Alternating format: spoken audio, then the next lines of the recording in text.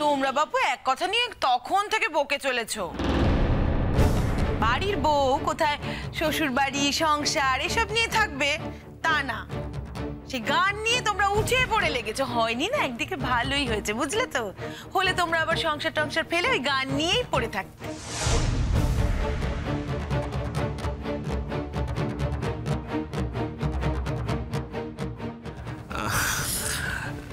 না আসলে নন্দিনী দি, আমরা ঠিক ওভাবে ভাবি না, বুঝলে? মানে আমাদের সংসারে মেয়েরা শুধু সংসার করবে, মানে সংসার করা ছাড়া আরো অন্যান্য অনেক কাজ করে। যেমন ধরো মেঘলা তো এই পৃথিবীতে জন্মেছে শুধু গান করার জন্য। হ্যাঁ, আমরা ওর গানকে সম্মান করি, ওর গানের জন্য আমরা বাঁচি। আর তুমি তো ওর গান শোনোইনি না, তাই তুমি ভাবছো হয়তো আরো 5 জন গায়িকার মতো গান করে। গান শুনলে বুঝতে পারবে তার আমেজ কোথায়। তখন তুমি এনিওয়ে ছাড়ো। দেখেছো এই বোকা মেয়ে, তখন থেকে বলছি দেখো বোকার মতো করে। আরে এমনি ভাবিস, এই তাপান দেখ তো বউটাকে বোঝাতো, খালি বোকার মতো কাঁদছে। এই কাঁদিস না। শোনো,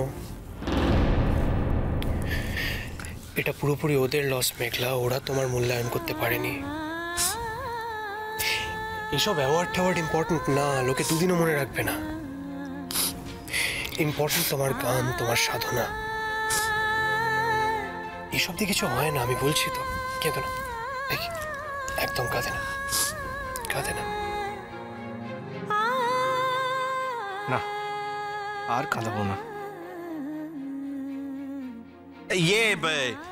বলছি যে ভুল হয়েছে, মানে পড়তে একটু ভুল হয়েছে আমার।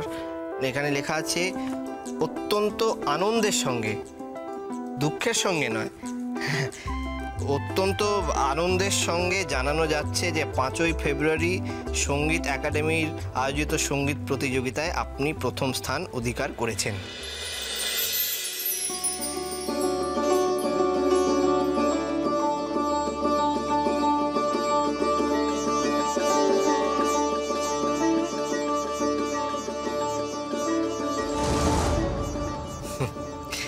প্রতি মাসে সঙ্গীত গবেষণা বিষয়ে 5,000 টাকা বৃত্তি পেয়েছেন।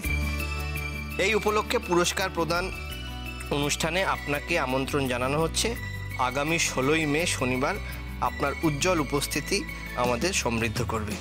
ধন্যবাদ সহ সভাপতি, সঙ্গীত একাডেমি।